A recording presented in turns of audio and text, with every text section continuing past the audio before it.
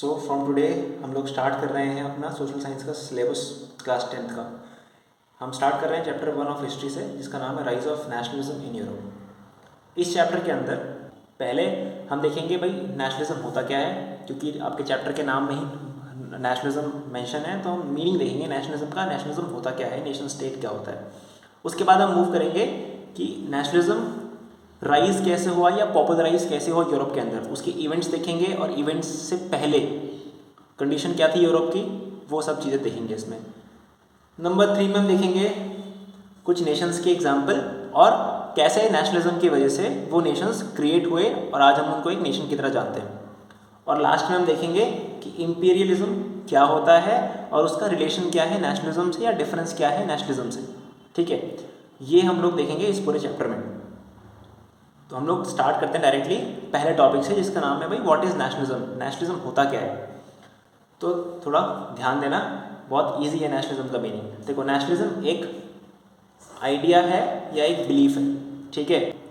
अभी आइडिया और बिलीफ कहता क्या है? ये आइडिया कहता है कि एक ग्रुप ऑफ पीपल है कोई, ठीक है, जो ग्रुप ऑफ पीपल कोई ना कोई आइडेंटिटी शेयर करता है, कॉमन आइडेंटिटी शेयर करता है, आपस में कुछ ना कुछ कॉमन है उनके बीच में। तो वो जो ग्रुप है उसको ये हक है कि वो अपने लिए एक अलग लिविंग स्पेस या अलग जोग्राफिकल एरिया क्रिएट कर सके, जहाँ पे वही लोग रहेंगे जो उस कॉमन आइडेंटिटी को शेयर करते हैं, ठीक है।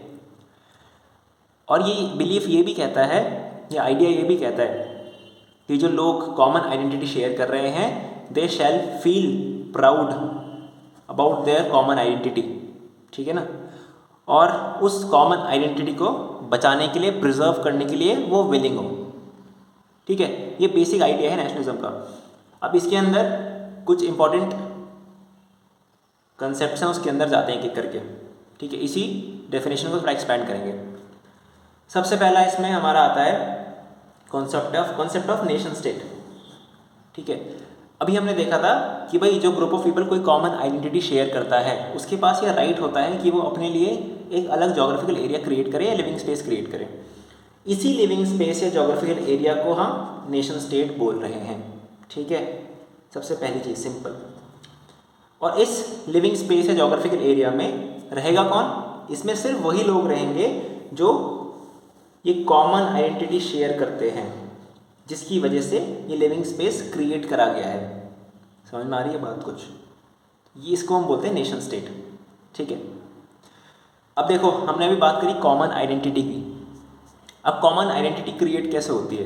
क्योंकि बिना कॉमन आइडेंटिटी फॉर्म हुए नेशन स्टेट क्रिएट नहीं हो सकता, ठीक है। तो कॉमन आइडेंटिटी क्रिएट होती है अलग अलग रीजंस की वजह से, ठीक है। इसमें बहुत कॉमन है रिलीजन, लैंग्वेज, शेयर्ड हिस्ट्री या कल्चर या एथनिसिटी। अब इन रीजंस की वजह से कॉमन आइडेंटिटी क्रिएट होती कैसे है? ये जो सारे के सारे रीजंस हैं हमारे, ये एक इक्वालिटी की भावना क्रिएट करते हैं, इक्वालिटी और सेंस ऑफ बिलोंगिंग क्रिएट करते हैं लोगों में। ये चार जो हमारे रीजंस देखे हमने, ये लोगों के अंदर इक्वालिटी क्रिएट करते हैं और सेंस ऑफ बिलोंगिंग क्रिएट करते हैं इस आइडेंटिटी के लिए जो वो शेयर कर रहे हैं, ठीक है। तो इसलिए कॉमन आइडेंटिटी क्रिएट होती है और उस कॉमन आइडेंटिटी की वजह से लोग एकजुट होते हैं और वो अपने लिए एक जोग्राफिकल एरिया क्रिएट करते हैं, जिसको हम नेशन स्टेट बोल रहे हैं। समझ रहे हो भाई? फॉलो करते रहना, अभी खो मत जाना बीच में।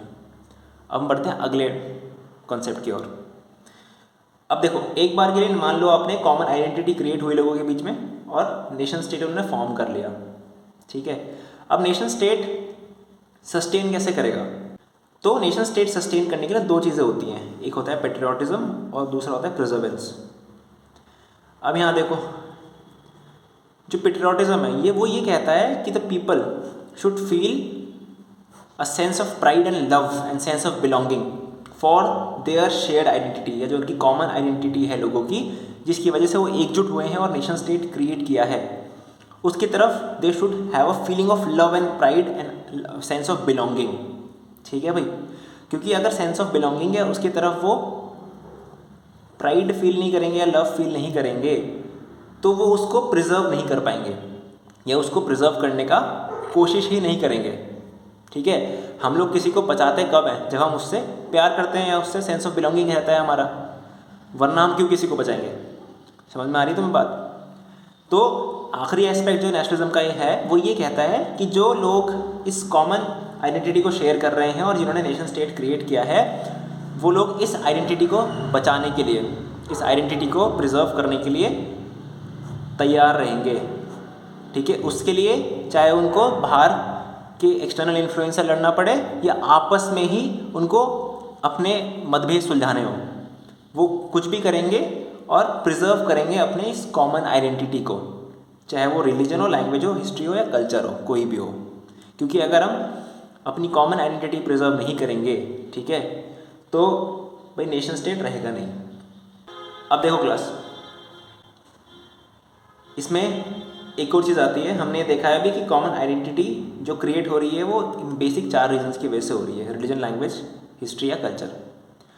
अब इसमें एक थिंकर हुए हैं अर्नस्ट रेनन। तो जो अर्नस्ट रेनन है आपके, ये कहते हैं कि भाई कल्चर, लैंग्वेज या रिलीजन से नेशन स्टेट फॉर्म नहीं होगा। नेशन स्टेट फॉर्म करने के लिए लोगों के पास शेयर्ड हिस्ट्री होनी चाहिए। अगर शेयर्ड हिस्ट्री नहीं होगी तो सोशल बेसिस तैयार नहीं होगा नेशन फॉर्मेशन का और नेशन स्टेट फॉर्म नहीं होगा। ये इनका एक पर्सपेक्टिव है अर्नस्ट रेनन का टुवर्ड्स नेशनलिज्म या फॉर्मेशन ऑफ नेशन स्टेट।